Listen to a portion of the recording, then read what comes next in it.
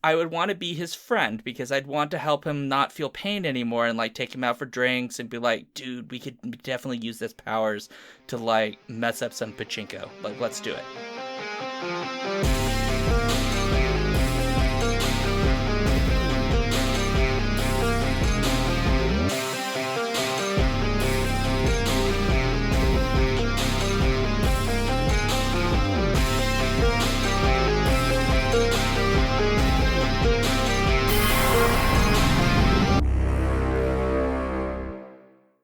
Welcome to the Skiffy and Fanty Show Torture Cinema. Women were made for tennis.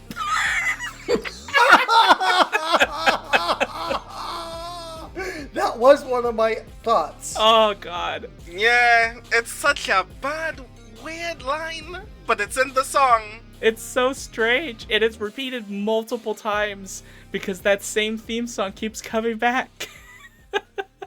Yeah. All right, well, I'm Sean. I'm Brandon. I'm Paul. I'm Daniel. And on today's show, we will discuss the 1990s Lady Battle Cop, also in Japanese, Onna Batoru Kopu, which I hope I got that okay, directed by Akihisa Okamoto. It stars a bunch of people. Yeah. A bunch of people, yes. But before we get to what we're drinking, our summary, and our somewhat painful review of the film, a friendly reminder that we want to hear from you. So, share your comments with us about this and past episodes at skiffyandfanty.com/listener suggestions. We want to put together a listener mailbag episode with your thoughts, questions, topic suggestions, and more, so please get those thoughts in. Do it or else. Or else. Or else absolutely nothing bad will happen to you because we don't have that kind of power yet. True, we haven't made robots for those things yet. But they'll be sad. They'll be missing out. Really will. Yeah, but it's coming. Don't worry. We've got a robot suit we're going to conveniently put over a random woman. It's going to be fine. Mm-hmm. I say. Yeah. Is she a robot? Is she a RoboCop? Who knows? It's hard to say. But on that note, Brandon, what are you imbibing for this adventure? I decided to pour myself a cup of Canning's sorrel-flavored soda, which is like my preferred soda here in Trinidad and Tobago. It tastes brilliant. You may have similar sodas that are flavored hibiscus, if I'm not mistaken, but I love it a lot, so I decided to pour myself some of that this evening. What about you, Paul? Not my usual. Since things are a little sour in Hugo Fandomland today, I decided to go with something sour, and that would be limeade. Oh, Lord. Interesting choice. I thought it would be. So, what are you drinking, Daniel? I feel like I may have a bit of a sinus infection coming on, so Oh, I'd been planning on going for a beer, but instead I now have just a ginger spice tea. Nice. What about you, Sean? Well, I'm the one who's going to be messed up. So let's have fun with it. I made a cocktail. I think it's called an Americano, but I can't remember the name of it. But I made it with an Amaro Superior from Vikra Distillery in Duluth, which is like a marmalade-y kind of sweet liqueur. And in this is that and dry vermouth. Weren't you just in Duluth? I was, which is where I got this very expensive and fancy bottle of very delicious stuff. Yeah. Duluth vermouth. Well, the vermouth I didn't get in Duluth. So I will be drinking this throughout the show and beginning to slur my speech at some point, and it'll be great. Okay. And in the spirit of getting messed up, I guess, we should continue to the main event of talking about Lady Battle Cop. So, Lady Battle Cop, which we all probably thought was a RoboCop ripoff, but not quite. Lady Battle Cop features a tennis player, so there is tennis in this movie, briefly. Mm-hmm. Karu's a good tennis player. I think she got second place. More to the point, however, she is the girlfriend of a creator of a battlesuit, kind of like a RoboCop battlesuit, and falls afoul of the cartel, which is a U.S.-based terrorist mafia gangster organization which is taking over the world and has decided to invade Japan. After some gunplay and violence in a nightclub, Karu shows up with the suit. We find out in flashbacks that she was dying and she needed the suit to live, so it's almost like an Iron Man thing, even long before the movie Iron Man, and she goes on a walking rampage of walking towards revenge. She does a lot of walking in this movie. So much walking. her main adversary, not even the cartel so much, but Amadeus, who is a Esper psychic. Because yes, this movie not only has cyberpunk stuff, it also has guys with psychic powers, and that's her main villain in this movie. Not the guy that's running the cartel, not cartel organization of shooters. No, it's this Esper, and their battles are the biggest uses of time in this movie. Basically, her ineffectively trying to stop Amadeus and the cartel again and again and again. I mean, she gets there in the end, but it's not the most glorious of defeats of the cartel. There's lots of, I guess what we call the music videos in this, because the emotional journey of the characters told in these flashback music sequences again and again and again. So when you're bored of the walking and the little briefs of violence, you have music videos that carry you through the movie. With her own theme song. Yes, with her own theme song. Yeah. Which describes her feelings and emotions in a way that the rest of the film doesn't necessarily do. And so I really appreciated her theme song quite a lot. Except for the fact that women are made for tennis. I mean, we should clarify as well. She doesn't have one theme song. She does have two. There's an opening and an ending theme. I didn't notice they were different, but Correct. you're right. Yeah, it's the only two songs we hear all movie. Which is cool, because again, that opening theme is actually very engaging, even though that one line is actually really weird to me. Women were made for tennis. I'm not sure that's true. I get where you're coming from. Maybe not. It's such a peculiar line that requires explanation. Like, really desperately, someone needs to sit down and like there needed to be there's a sequence in this with the TV guys, right, where they like shoot over to basically what is a music video. It makes me wonder if like they needed to have an interview with someone to explain like what do you really mean by women are made for tennis? Like what does that mean? Because that could go a whole lot of different ways. I've got a theory that it's like women are made for tennis, not for revenge. Basically, like this is what she's supposed to be doing, not taking on the cartel. I think that's what they're going for, but No, yeah, I think that's what they're going for as well. The song goes on a regular basis, like before the chorus even, about how her life was so carefree and she got to live gently, I think was one of the other lines before the chorus.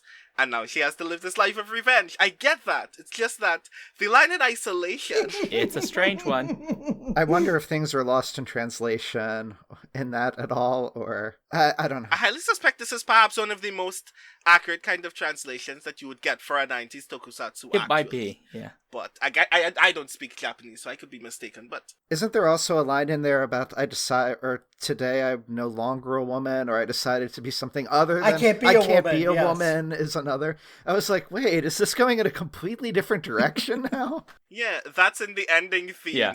I was born a woman, but I can no longer be a woman. Which is... It doesn't make sense. If she became a robot, that would make sense. Yeah, she doesn't. Yeah, because she's not actually a robot. She wears a robotic suit to which she has some sort of biological connection that's not entirely explained, but she's not actually a robot. Right? Like, her consciousness isn't gone. She still has her memories. She still has her feelings. Iron Man, not RoboCop. Well, in that dimly lit shower scene, there's like close-ups of her body, and isn't there like a shot of some kind of robotic part embedded in her? Yeah. And presumably that's what keeping her alive, and so is she no longer really human? But again, Iron Man again with the heart, so it's like... Oh, yes. I'm still not buying it. She's human. Yeah, she's still like 90% still regular flesh.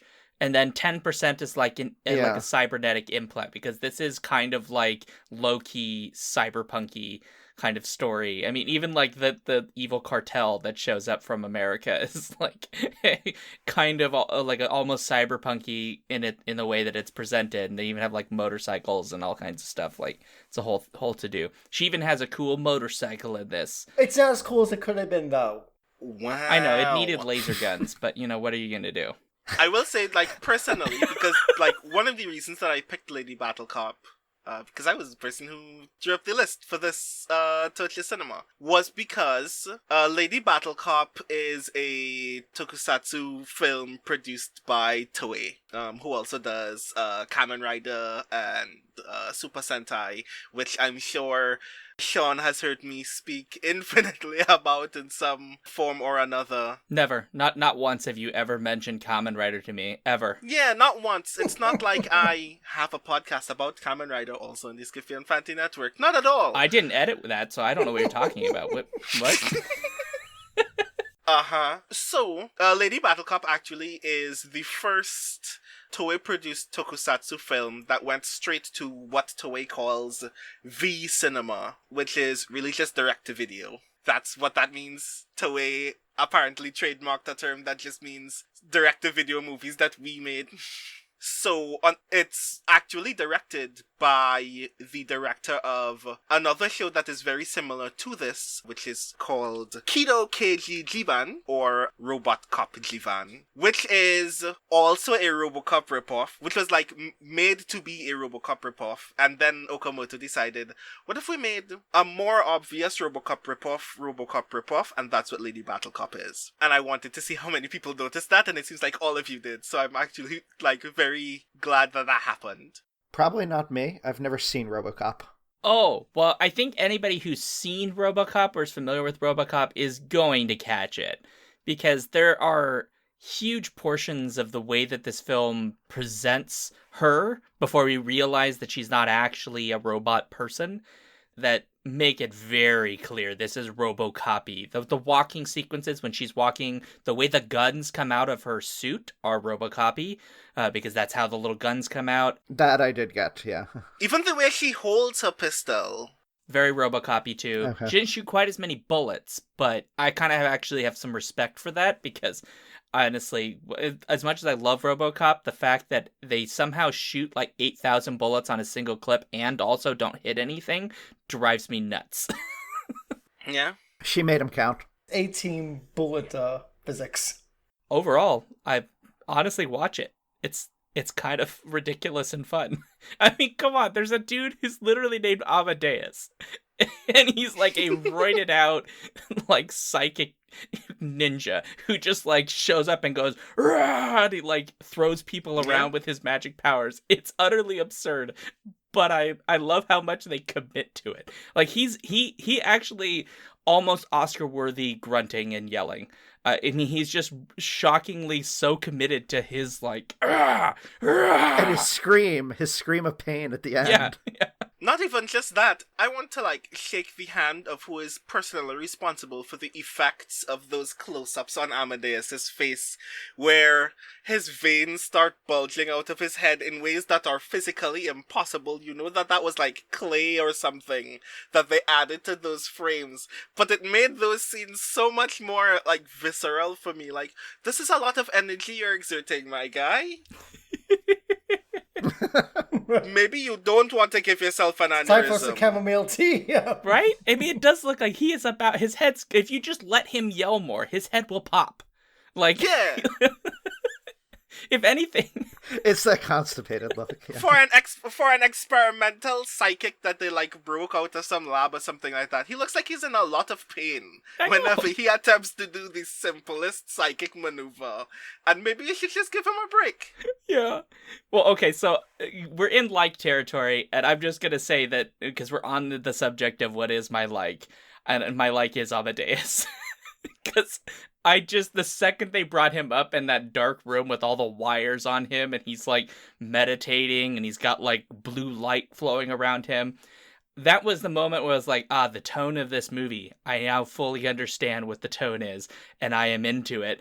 And while there are problems with how this fight scenes work, which I'm sure we'll come back to, everything with Amadeus, I was like, his name's Amadeus, A+.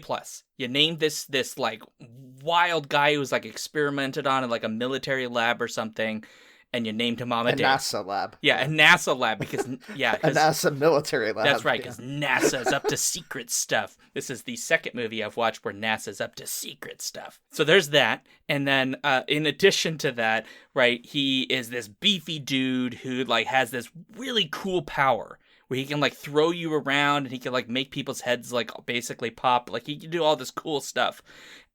He can stop your heart. Stop a heart. Except yeah. Robo Girl, because she has protection, I guess. Yeah, he is awesome. And if he wasn't evil, I would want to be his friend because I'd want to help him not feel pain anymore and like take him out for drinks and be like, dude, we could definitely use this powers to like mess up some pachinko. Like, let's do it. Well, let's get in there and make some money. Let's go. You know, like he would be honestly fun. Like you'd be like, oh yeah, like we got in some trouble at the bar and some dudes want to fight us. And he would just like, "Rah!" And like dudes would fly out everywhere. You would have like the best friend. You know what he reminded me of? If you took a Jedi and put it into like Mortal Kombat. Yes! Because he could just move everything around, but like in a fight, like in the Mortal Kombat style of like total balls out fighting. I kept thinking about Mortal Kombat as we were watching this. Like, yeah, I want him as a Mortal Kombat fighter. But with Jedi skills of using the Force to just throw things around, kind of like, Vader and Luke fighting in Sky City. NetherRealm Studios, make sure to get in contact with us because we've got a great idea for you to make your next Mortal Kombat game even better. I mean, yeah, it would work. Honestly, it'd be so cool. I'd be named Amadeus. Like, come on. Like, and it would be great. Like on the side, like he plays piano. Like in his little cutscenes, he plays piano.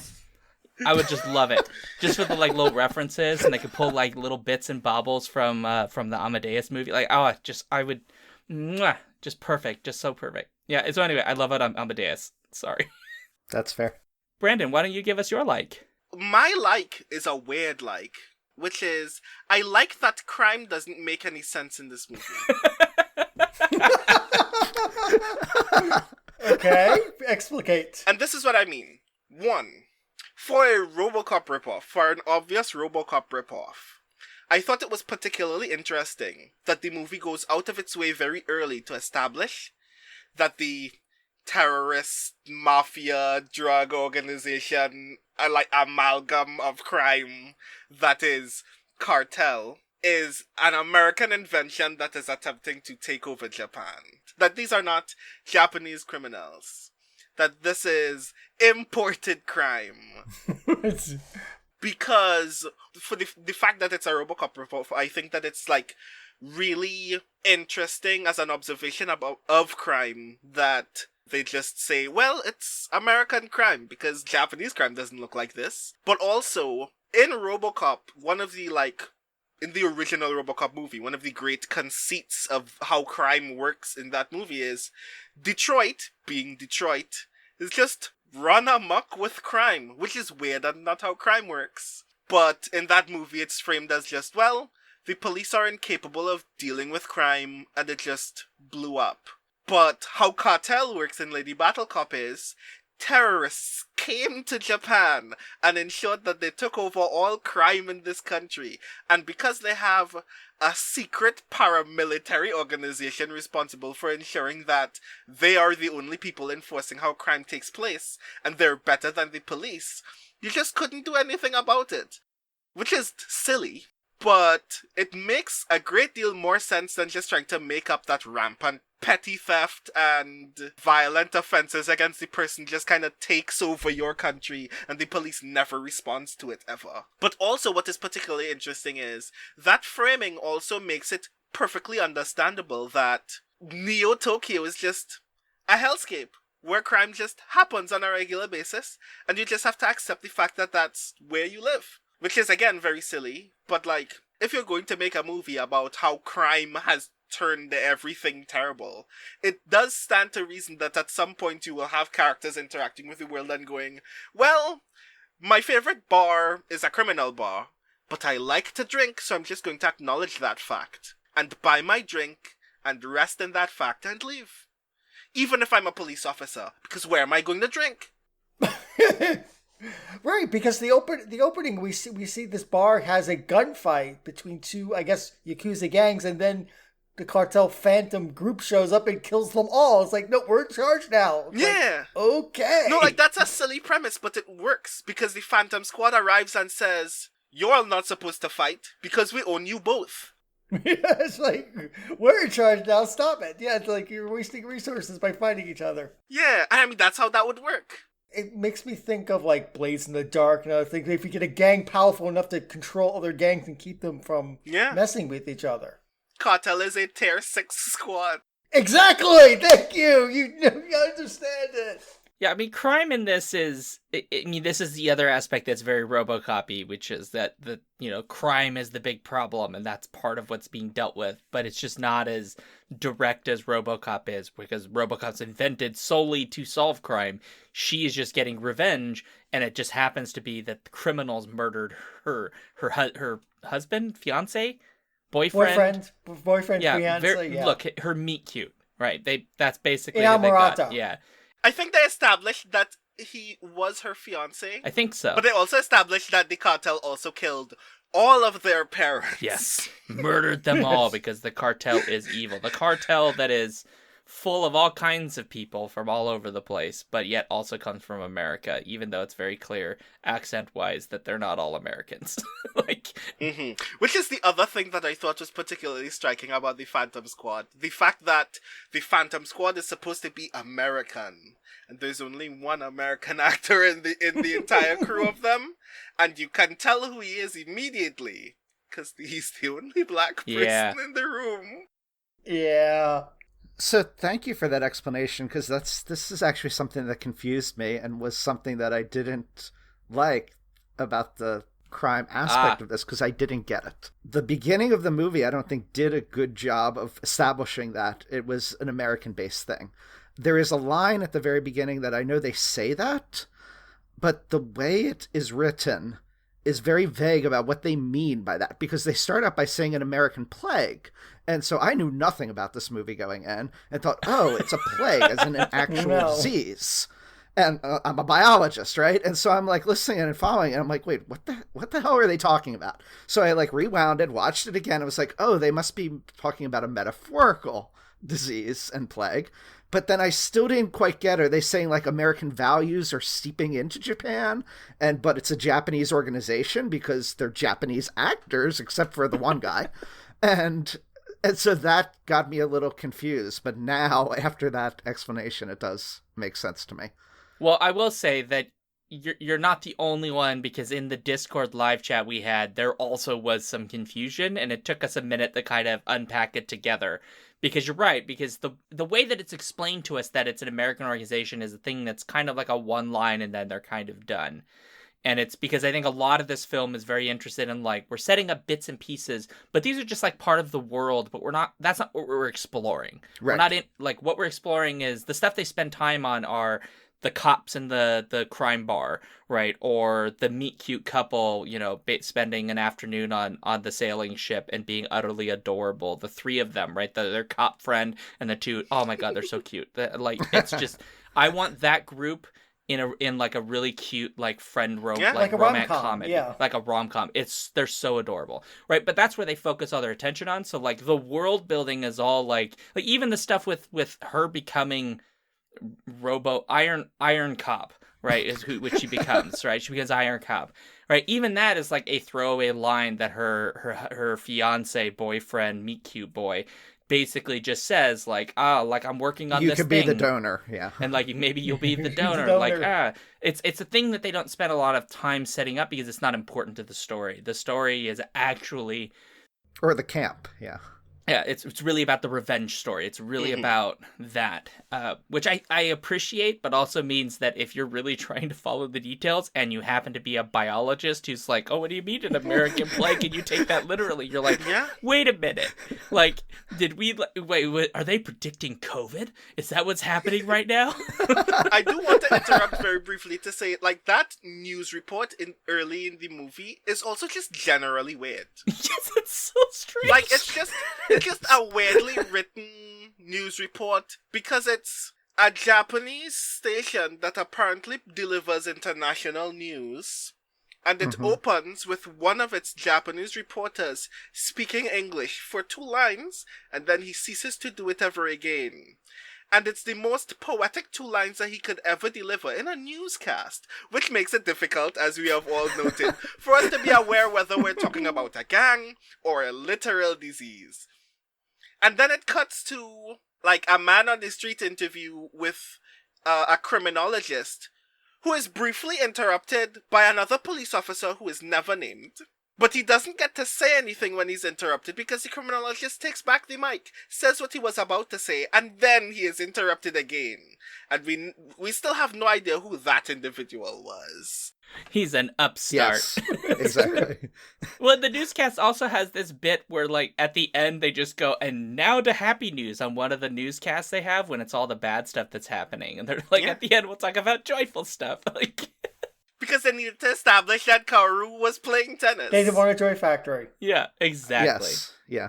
And of course, when they switch over to the tennis, this is another thing the Discord group was like, what is happening? Because when they switch over to the her playing tennis, it's like a semi-music video, and it's like, is this an interview? Or are they doing like, did they do like a music video for her playing tennis? Is it an advertisement? Like, what's happening? Because it totally shifts, right? It goes from newscast to this totally different style of filmmaking.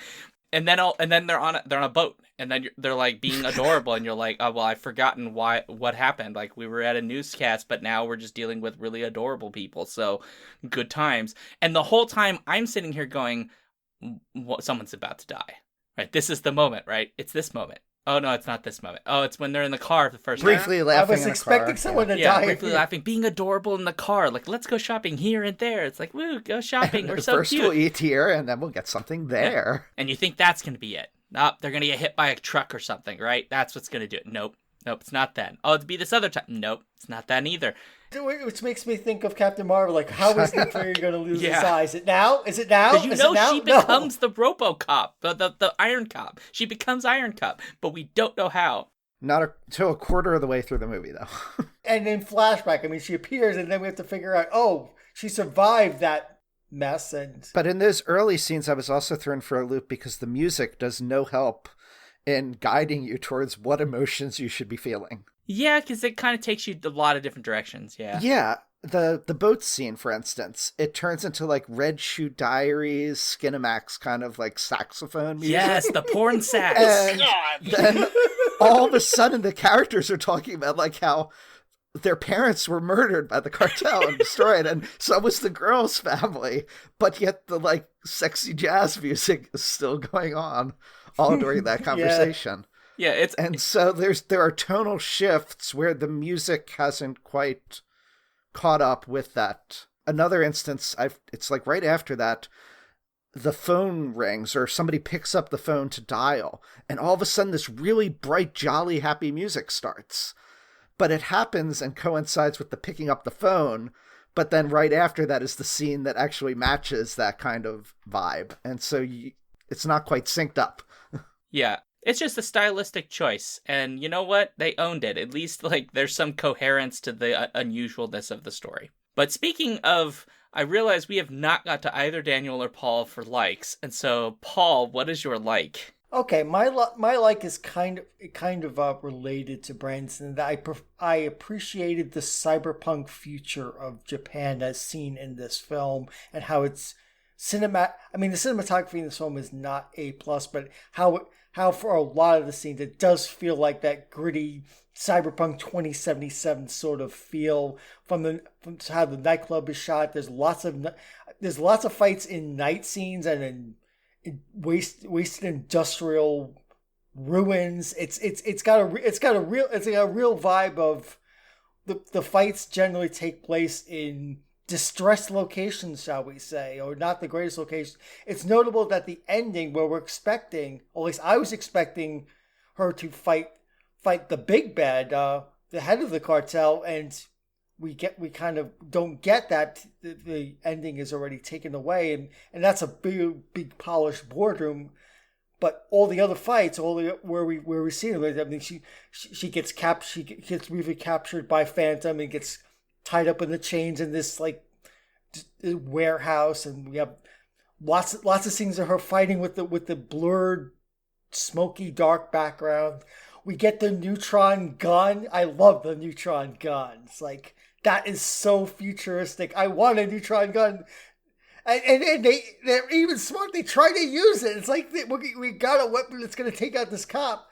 Cartel's not stupid. They actually try to use the technology and things they have on hand to actually beat her. It feels like a very gritty future. I mean, she's not as effective as she could be, but the world that she's in felt, and of course it's called Neo Tokyo, not Tokyo, which is, I guess, is a nod to things like Akira. It felt like a future. I didn't have to be told that this wasn't the present, because the movie showed it to me. That was a future, indeterminate future of some kind, and not a pleasant one. One where, as Brandon said, the cop has to drink in the bar where the gangs hang out, because that's where you gotta drink. Where are you gonna drink, man?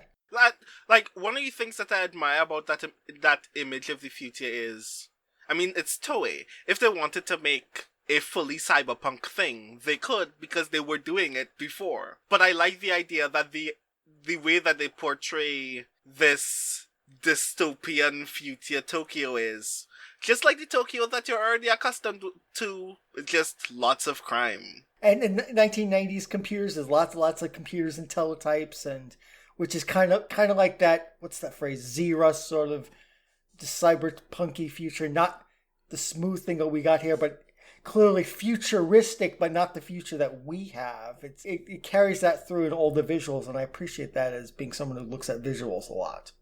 Yeah, I agree. I mean, they do a lot with the visuals that they have, you know, even though this is lower budget than the thing that it is riffing on. And yet, I think, for the most part, does pretty effectively with the options on hand, right, visually. I wouldn't say that visually the film... We've watched some films where visually you're just like, no. This film was like, no, visually I was fine. I was fine with a lot of the shot selections, the locations. I was like, I wasn't bothered by what was visually being presented. I mean, this is not quite my like, but all the fights you could tell was happening all the time. It's not a confusing mess. You can tell who's fighting what and what's happening to them. You see her take damage and distressed. So the fight scenes were clean in that respect, and I appreciate that, because too many of our films we've seen, like, they're fighting in the dark and you can't tell what's going on. And this film makes it clear where the stakes are and how opponent's standing in any particular fight. Yeah, it doesn't have that moment where there's a fist fight, but like the camera's shooting and snapping and cutting everywhere, and it's right. Like at no point did I see a fist actually move. Right, I just saw faces making motions like they got hit. Yeah, right, and the opponents, and at least the cartel, are intelligent. They know when to run away. Yeah, they're not stupid. They bring the neutron gun. They get Amadeus. They actually use decent tactics. I mean, the guys got the neutron gun sitting on top of the tower. They actually have a plan and have actually execute that plan. It's like a lot of movies. It's just like punch, punch, punch, or just gets plowed into the ground. This movie, they actually show some tactical intuition on their parts. Yeah, it's almost like it wasn't made by Michael Bay. Almost! Shots fired. Okay. I'll watch this before I'll watch another Transformers movie, which at some point we will watch on this show, because there are like 12 Transformers movies. No. Yeah, so. But I'm curious what Daniel's like is. Yeah, Daniel, what is yours like? For a torture cinema, I have to say that I have a surprising number of likes for this one, I think. I mean, the movie's a lot of fun. There's just a few of the short likes are that it's not afraid of, like, doing bad things to those cute people. Tragedy happens to them. There's deaths. The lead female character, I can't think of her name now. Kaoru. You know, everybody that she loves and she cares about is really taken from her, from both in the past and in the present of the film. And kind of the theme song, then the theme almost becomes the no give up. It's that sense of rising, stand up, I think is one of the other lines in it. And it kind of goes along with that line that we were discussing earlier about no longer being a woman. It's in some ways, to me, I read that as symbolic of the traditional female roles.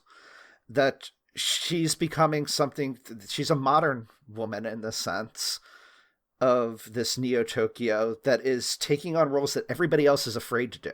Everybody else is bowing in fear to those in power, bowing in fear of the cartels, or pretending they're not there or they're not a problem.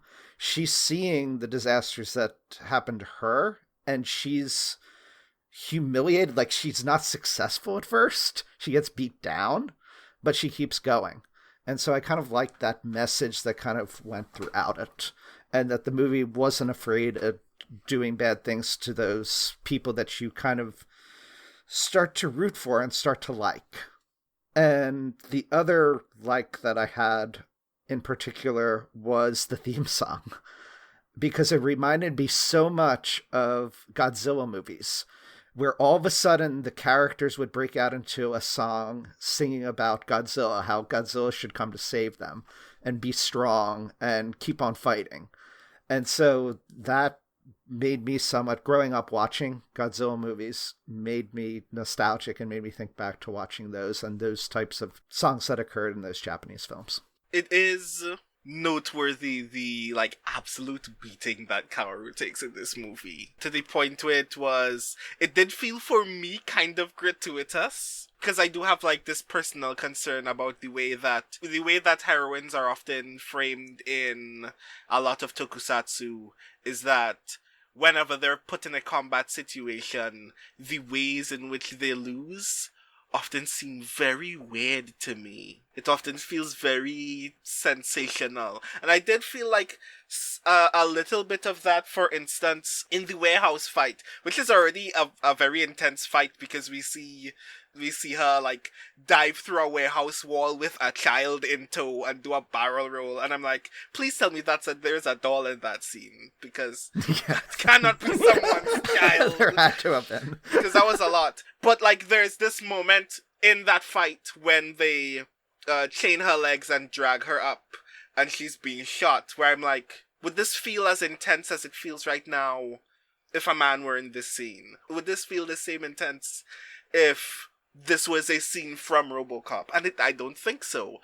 But I kind of turned around on that into she's getting the exact kind of offense that she would get in the real world, not only for being an antagonist, an antagonist to the antagonist's goals, but for being a woman and daring to insist that revenge should be hers in the first place, and still triumphs over those kinds of circumstances at all, is remarkable for a movie of its time. Right.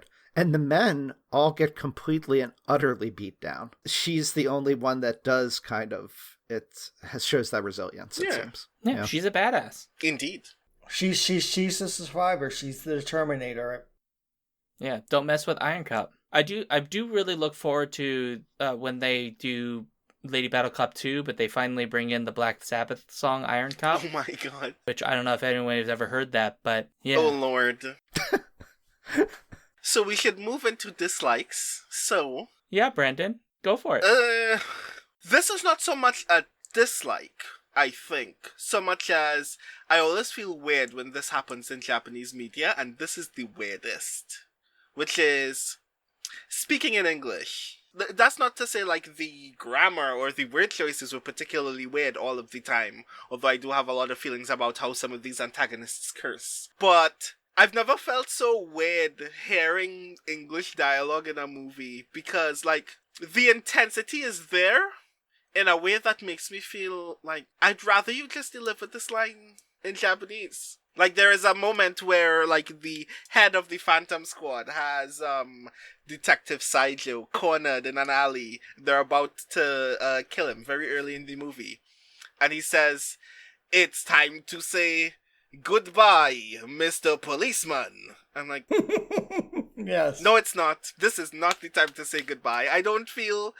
And I feel so weird about this being my dislike, because I know why it happened in the movie, and I'm not trying to judge people's ability to speak a language that they probably do not speak. But why is it in the movie? It just felt very off-putting to me, and every time a Japanese actor spoke English in this movie, it actually briefly took me out of it. And it was even weirder to see the one American actor, Derek Holmes, who plays one of the other members of Phantom Squad, actually took me out even more, because he's very engaged in all of his scenes, to the point where I'm like, did they ask you to overperform being American? Because you are being very intense in this moment. Or you're just excited to be here. Yeah. He's probably excited. He's probably was he was one of those people, I just got out of undergrad, I'm teaching English in Japan, and what am I gonna do? Oh, they want me to be in a Japanese movie. Hells to the yeah.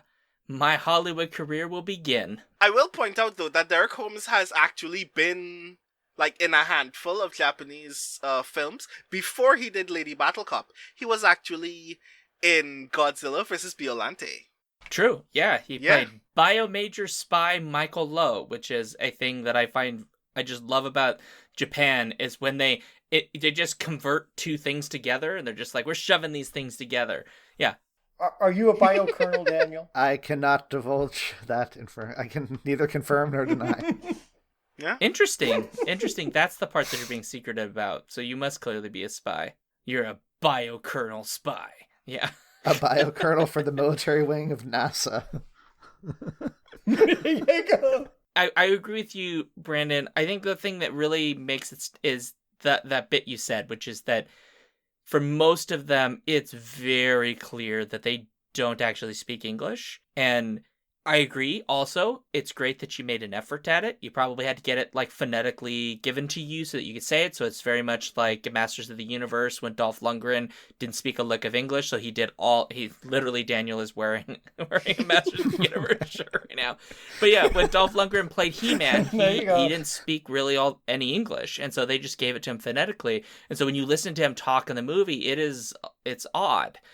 But it does pull you out. It does feel off. And it does make you wonder of like, but what is this really serving here? What function is this really serving for them to be speaking English in these sequences when really, for the most part, there's only one person on screen whose first language is English, which is Derek Holmes.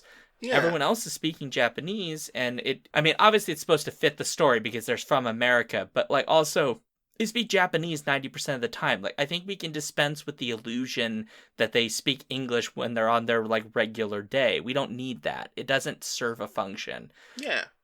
But it's also because they choose some very intense kinds of language that fundamentally kind of remove some of the tension of the scene as a result. Like, again, to that news report early in the movie, why are you being so flowery in this moment when you're having a conversation about crime?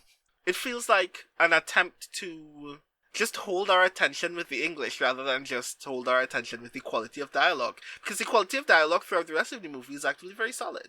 And their attempts to be, like, metaphorical, as we mentioned with the opening song, for instance, is solid. It's just like, rely on the things that you already are good at. Like, don't ask your performers to do too much work in a tokusatsu film from the 90s. Like, we get it. Yeah, like you mentioned the vulgarity before, it loses some of its emotional impact because it does take you out too. It doesn't sound like the character is meaning it. Like, there's this moment when the chief of the Phantom Squad, like, is about to die as he faces Battle Cop and just keeps cursing. I'm like, why are you choosing these curses in particular? Because they sound powerful? Well, okay, I think we need to move to Paul. So, Paul, what is your dislike? I feel a little weird saying this because this is a old dude torture cinema, but I'm going to say it anyway. I was not happy with the sexual assault of Kaoru in this movie. I don't think the movie needed it at all. I mean, she has her boyfriend killed, she has her friends killed, she gets beat up. I don't think they needed to add the sexual assault to that pile of things wrong to her. It doesn't add to the movie. I mean, we do get to see she does revenge on all of the members of the Phantom Squad for what they did to her, but no, you didn't need the sexual assault. It just doesn't do anything. You could just have him hurt her or something like that, but sexual assault, no, it gave a bad taste in my mouth, and the movie just does not need it. 100% agree. I have a lot of feelings about the entire framing of that scene because, again, the only black person in the entire movie is responsible. Is a rapist. Yeah, that's actually not good. He doesn't stop talking the entire time. And it makes me feel like they were, as previously mentioned, asking him to overperform a kind of hostility that they viewed as uniquely American, and I thought that was really weird. If you hear the kinds of things that he says in that scene, the dialogue alone is already very troubling. But also, like it, as previously mentioned, so many other things happen to Kaoru in the entire movie. She gets stabbed in the back afterward. By the ninja lady who throws knives. Yeah, like the other Phantom Squad member throws a Bowie knife at her and hits in the back, and that the knife isn't removed that entire scene. And then she survives an earthquake from Amadeus immediately afterward. Like, that was enough. Yes. I mean, I got the idea they're going with, like, because she deals with all of them in the way they dealt with her, but they could have, done something other than sexual assault. Yeah, and it speaks again to the kind of like the sensationalizing of female violence in tokusatsu, that her fiance just gets shot once. That's all that happens to him. He gets shot in the chest and he gets kicked in the head. That's all. Yep. I mean, it doesn't add anything. It really is just shocking and alarming in a way that is, I'm good. I don't need it. Like, you could have cut that bit out and we would have been better. When that happened, I was like, oh god, this is... I really hope this is the only moment in the movie. Yeah. Yeah, we said it at the Discord at the time. Yeah. Yeah, it's like, thankfully, it's the only time that happens. Well, Daniel, what about you? What's your dislike? Honestly, the major dislike I had is amalgam of what Paul and Brendan just kind of said that I was going for. That scene bothered me, and the intensity. That actor, Derek Holmes. It seemed from the start, because I was still confused about the setup of, going back to the language thing, why are sometimes they speaking in English, sometimes in Japanese, how are the subtitles work? And I noticed that Derek Holmes was shouting things, but there was no subtitle for what it was. I couldn't quite clearly make out what he was saying, and he just got more and more intense and then started the sexual assaulting. My first thought was, my God, this is just a reinforcement of all the stereotypes or all the lies of dangerous African-American males are going to go and attack the woman, the innocent woman, and they're going to come after them and tear them apart. And they're wild, animalistic, like all of those kinds of concepts just came to my mind that this is what we're showing images of. And that disturbed me. That's what the movie chose to do, but then also it disturbed me because that's then something that comes to my mind because of culture and history. So yeah, everything about that scene I just found ugly and was a strong dislike. I don't think it would have played the same had it been a white American guy, but also I don't think they would have demanded that same sort of frenzied aspect to his performance in it. Well, I'm going to give you my dislike now, and it is one that's been mentioned, and I have to do it because a film that's called Lady Battle Cop, which features 9 hours straight of a woman in a robot suit just walking very slowly, leaves much to be desired. Noted. I think that in a lot of ways, right, that we're correct that visually this film, like, you can't not know what's going on in the fight scenes, right? Because it's very crisp, right? If there's a punch, we see a punch. If there's a gun going off, we see a gun going off. If someone gets shot, we know that they got shot. They fall over, they get shot. There's a gun wound, right? All that's very clear. Grenade going off, literally between dude's legs, because she shoots both sides of the boxes and he drops it between his legs. And I mean, he's really worried about getting blown up, but it's in a very opportune spot because it's literally right by his nether bits, which is not necessarily how you want to get grenaded. I would just say from personal experience. So, personal experience noted. But I just feel that if you're going to have a movie called Lady Battle Cop that is clearly riffing off and ripping off RoboCop, your action sequences have got to do a little bit more. I appreciate that they don't shoot nearly as many bullets as RoboCop, A+, because RoboCop gets a bit ridiculous with it. But then maybe have the fights, like maybe there's a little bit of fisticuffs that you choreograph, even simple fisticuffs. You could do some fighting with Amadeus or something, or give a little bit more action, or maybe you cut back the amount of time you spend showing her walking. There's literally a scene, I think at the end, when I think they have a zoomed in shot from pretty far distance, and she's walking towards us. But if you sit there for like a minute, you'll think that it's the same sequence repeating for like the entire time, because it seems like she doesn't move because of the pace at which she's walking, but also the zoom out effect that's going on.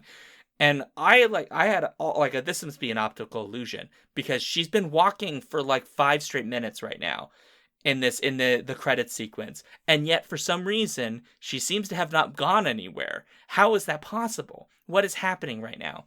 Telephoto cinematography. That is my biggest complaint, is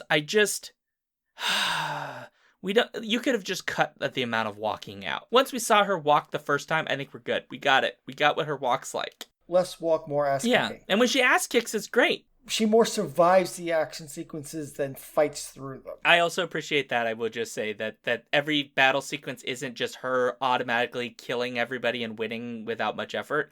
Like, no, she's actually totally outmatched in most of these situations.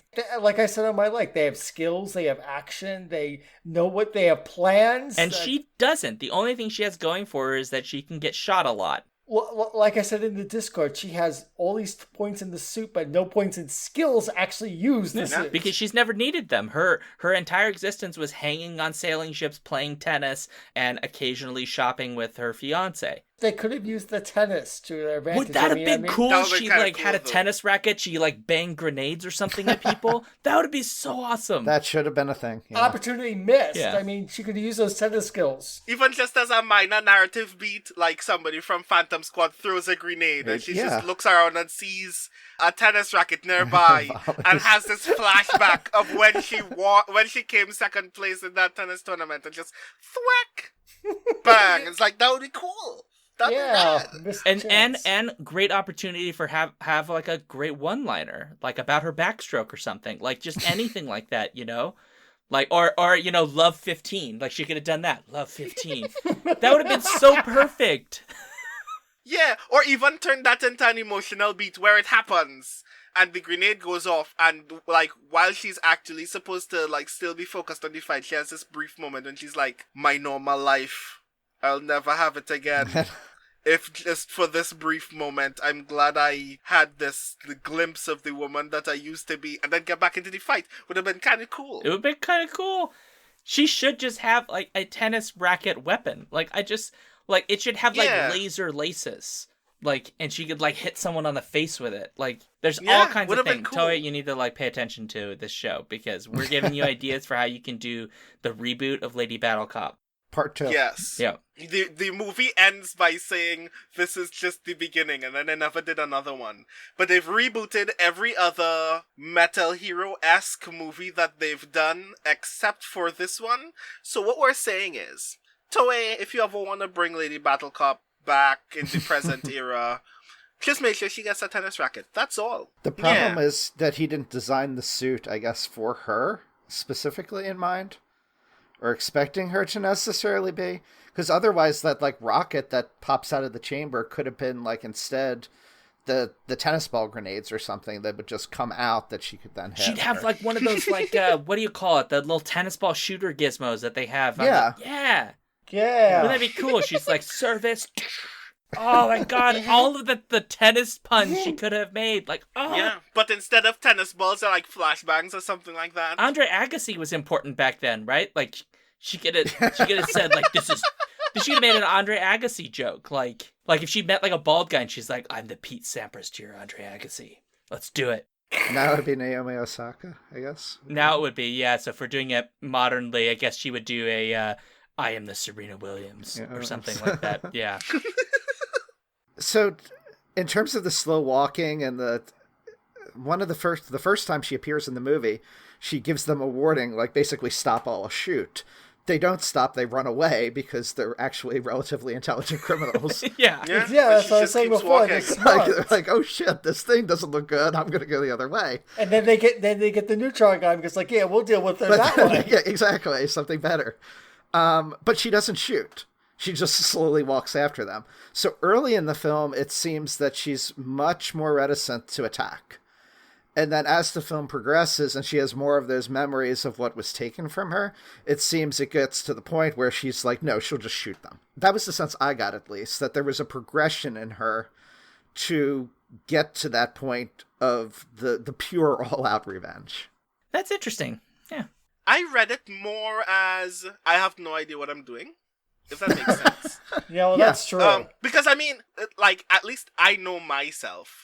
If I had just inherited a robot body and had the opportunity to gain revenge on the people who had hurt me, at least I would very briefly relish the experience of knowing that they cannot hurt me anymore. So I felt like that was what they were going for in that walking scene. Like to establish, not only in the general kind of RoboCop sense of this creature of justice is formidable and cannot be defeated by mere bullets, but also, I want you to know, the people who have taken everything from me, y'all can't do shit to me right now. And then they fire a couple handgun shots and go, oh no, bullets don't work on this, I have given up immediately, and they flee because they're smart. And then Amadeus shows up and does Amadeus things because the movie needed to generate some action somehow.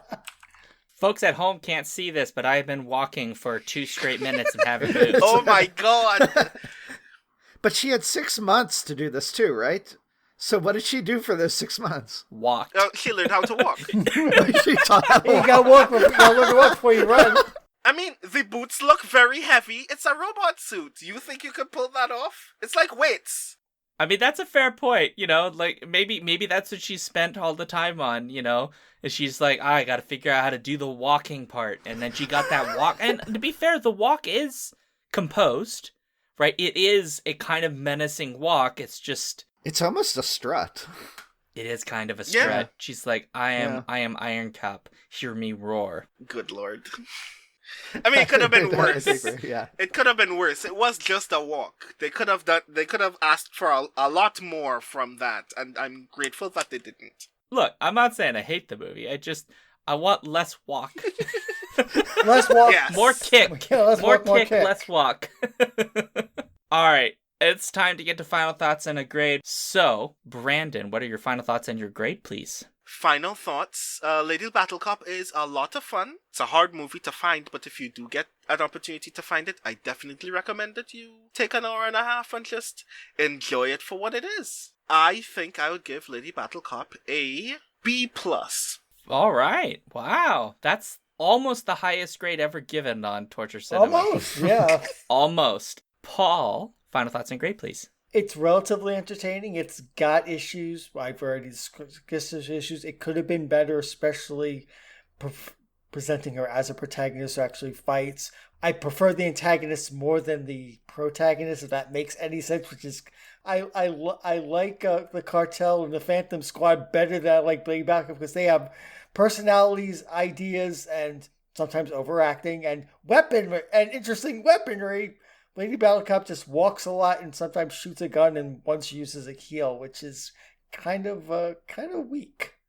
And I also I didn't mention before, I didn't like, maybe it's a cultural thing, I didn't like how the big bad at the end just kills himself. The Lady Battle Cop doesn't get a chance to actually do the deed. He actually just takes himself out, which felt a little bit of a wimpy climax. Maybe it's a cultural thing. Maybe that's something more in Japanese movies I'm not familiar with, but I was entertained. I liked it enough to watch it again just to make sure I can understand it. So that's always a good sign that I'm going to give it a relatively good grade.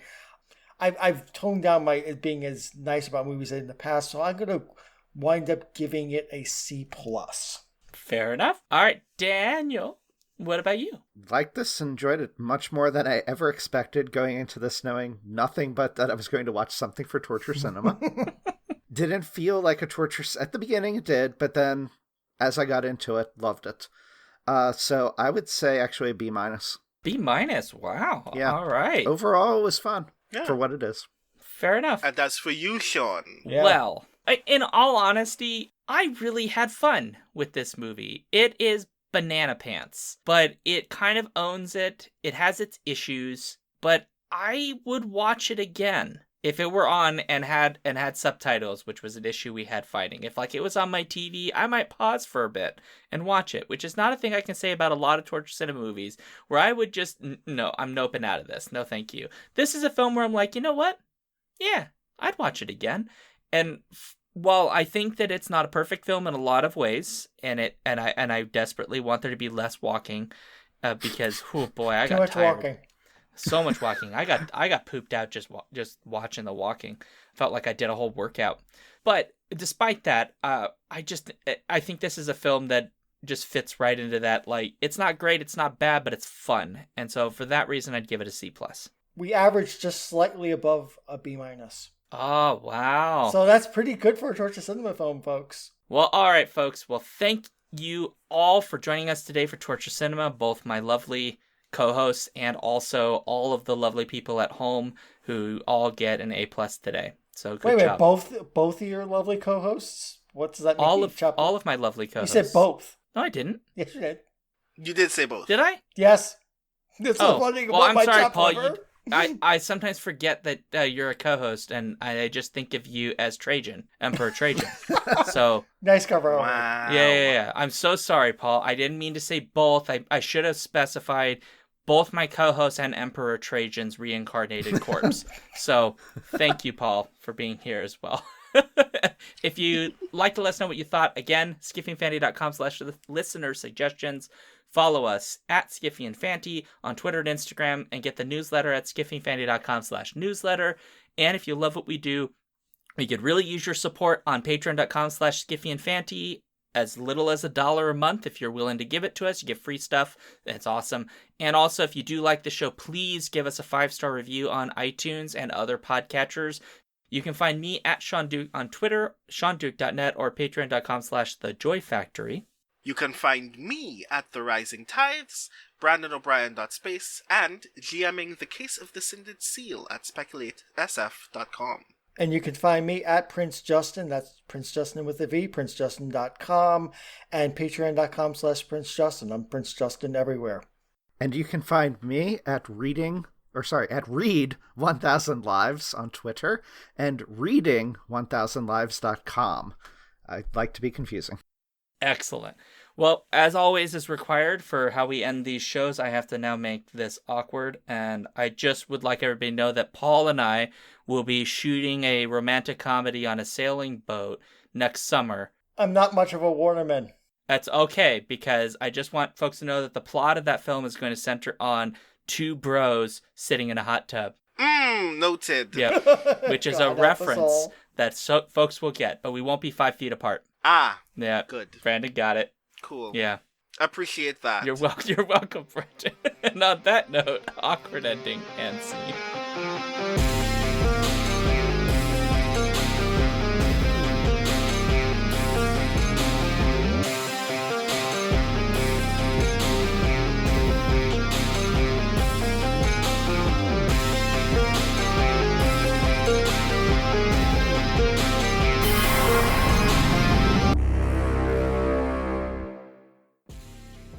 If you want to support this show, you can go to patreon.com/skiffyandfanty or skiffyandfanty.com, our website, where you can get access to all of our fancy things. Our music comes from Holy Mole. You can support him and his work at patreon.com/holymole. Thank you for listening.